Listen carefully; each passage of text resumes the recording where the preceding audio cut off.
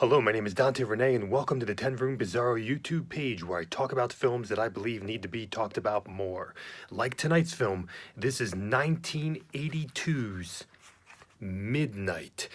1982's Midnight, and this is directed and written by John Russo, who is associated with the original Night of the Living Dead, Return of the Living Dead, as well as Tom Savini's Night of the Living Dead as well. So this is John Russo's Midnight. We can see here, this is a Lionsgate, very bare bones release of this particular film, and this bare bones release was... I'm looking for a year on here on when Lionsgate released this, and I do not see a year. I do not see a year, but I believe this has been out for quite some time, and it's a very bare bones release. It's full screen. It's dark. It's probably off of a VHS tape source, but this seems to be really the only legitimate release that I can find. And this is a very untalked about movie that needs to be talked about more. Every movie I put on this YouTube page, I believe, needs more talk. And here's another one. Here it is, folks. John Russo's Midnight, based on his novel. Let's get into this 1982 film. It is approximately 88 to 90 minutes, 94 minutes, something like that. So let's get into this film here, folks. This is an extremely scary, tense, interesting, disturbing, real, raw, bleak horror film. And it even stretches beyond that as well. This is a horror film that blends in different subgenres of horror, devil worship and the occult, slasher and torture. And we also have kind of the raw day-to-day realism horror of child abuse and racism and police brutality. There's some heavy stuff here. Family issues, sexuality, religion, even a bit of pedophilia in here as well as a topic. Midnight by John Russo is a collision of sorts between the themes of religion, most notably Christianity, and racism. And religion, and Christianity, and also its opposite of and its connections and such, also Satanism.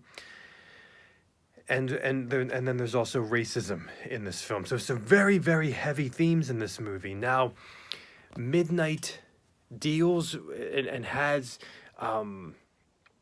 areas of the film that feel like a 70s exploitation film.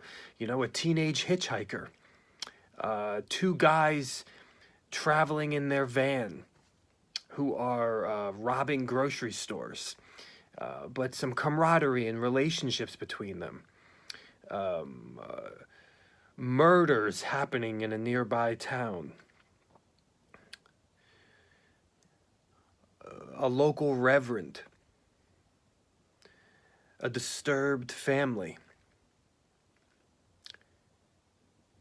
These are some of the elements of this particular film, and the film has a look where it's predominantly in the daytime. The trees don't have leaves. It's very cloudy and bleak outside. We spend much time in the woods. The homes are in the woods, the roads are in the woods, we off-road in the woods. The town has a woodsy type of vibe. I don't know if this was actually filmed in Pittsburgh. They make mention of Pennsylvania, but they're traveling to Florida. John Russo's ties, you know, of course, with George Romero. Also, Tom Savini does the special effects in this film, makeup special effects that I saw in the opening credits. It's a bleak look, though. It's a sunless film. It's a bleak film, and there's a. This is a prime example of daytime being unnerving, being lonely and forlorn. The daytime can be terrifying. We also spent a portion of the film and the climax of the film at night, giving me vibes of, you know, a darkness of Blair Witch, the original Texas Chainsaw Massacre. Stylistically, we have amazing framing of scenes in this film, even freeze frames. Shots from the ground up, making things look large. Lots of different angles and shot very, very well. There's a chase scene in an seemingly abandoned home that is terrifying. There's a window breaking in that home that's terrifying. There's a shot moving up to a dog cage that's terrifying to me. The opening credits of this film are very stylistic, involving time, as the title is Midnight, involving clocks. There is a definite just professionalism to the way this film was shot, for it being so unknown, and this being the only release, and probably seemingly low budget. Now, you know, this film has a dangerous vibe to it. It has an oppressive horror vibe to it. There is a very serious darkness to this film because there's a lot of realism in this film. Reminding me, like Tobe Hooper's original Texas Chainsaw Massacre, or you know, some of Tobe Hooper's early work in a lot of regards, in terms of just the realistic, you know, vibe. This does not feel like an 80s film to me at all. This feels like a 70s film, definitely. It even looks like a 70s film to me. Obviously, this is early 80s, but it really has a 70s vibe to me. You know, we have lots of different elements in here. As I mentioned, we have slasher, we have dysfunctional family of psychotics. We have black masses and devil worship and in the occult. We have, you know, as I mentioned, just realistic horror of a different type of dysfunctional family involving sexual abuse, but I will tell you, and alcoholism, and lies and deceit. And I will tell you that this film has music just about wall to wall. There are soundscapes, there is score, there is soundtrack to this film that is wall to wall. I picked up the very rare vinyl soundtrack of this film about a couple years ago. I think they only made 500 of them, and it has all the music in this film. And there's music. There's a theme. There's a main song for this film that has the title in the you know, as the chorus of the song. There's a theme song to this film, but it is a song that sounds like an ABBA song. No joke, it sounds like an ABBA song with lead female vocals, and it is not dark, it's not scary, it has a very 70s type ABBA vibe to me, or early 80s ABBA vibe to me, and you will hear it a few times in the film. That said, you will also hear just kind of other 70s types of electronic music or disco mixed with a 70s pop type of vibe to the songs. ABBA vibes, definitely. And then we also have a very strong electronic world to this film, a very strong electronic soundscape of darkness, of atonal oppression, um, and and terror perfectly matching the scenes of terror in this film. There are a lot of different elements to this movie, and there is a lot of story. There are a lot of different characters, and you start to enter into this film, and you do not know where it is going from moment to moment. New characters, different characters, and I will tell you that the story develops and develops, and it's fascinating to watch and to experience, and it's also terrifying as the violence in this film is unflinching. And I do mean violence. There is blood in this movie, but it is not a gory film like other Tom Savini films at all. It is a violent film of stabbing, of gunshots, of blood drinking, of torture. And it is a the violence is hard to watch. The violence is shocking, especially given who dies and the characters that are dying. And it is disturbing. It is not an easy film to watch. This is not a fun horror film by any means. It is an unbelievable dark horror film, set in nature. In many regards, set in the nature of a film like Last House on the Left, even. There is a very strong, as I mentioned before, Christian theme in this film, with Satanism, with racism. There is a loss of faith. There are very confession. Stealing is only a sin when you don't need to.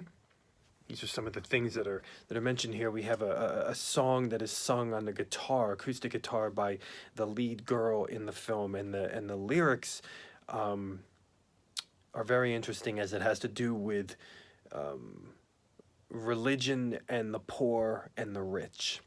And if you had to pay for religion, then the rich would only have religion. And there is a black character in this film, one of the co-leads in the film, who mentions that being a slave spiritual song that a white girl has no business singing.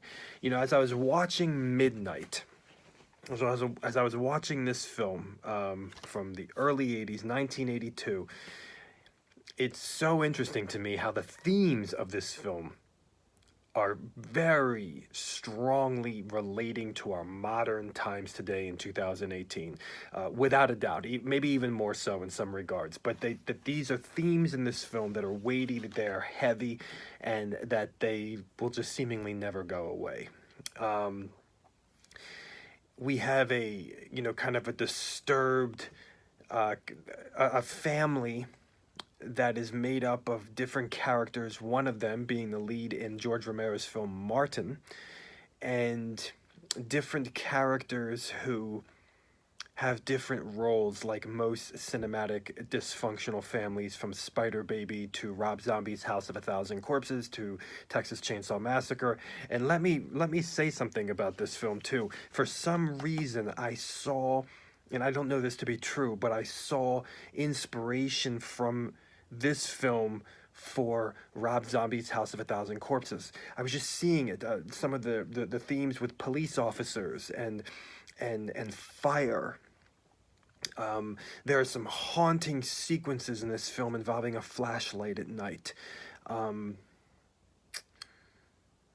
Burt Johnson is in this film. I believe that's his name. He was I believe he had a big career, but a lot of people know him from Tarantino's Reservoir Dogs, even, and but he is in here playing a fascinating role. acting unbelievably, and then that's another thing I want to mention. The acting in this film is amazing, from the bad to the good guys, everybody from the evil to everyone. I mean, it's really really something special, and it also acts as a witchcraft film, as a devil horror film, as an occult horror film, as you will hear, satanic theology as well as Christian theology, and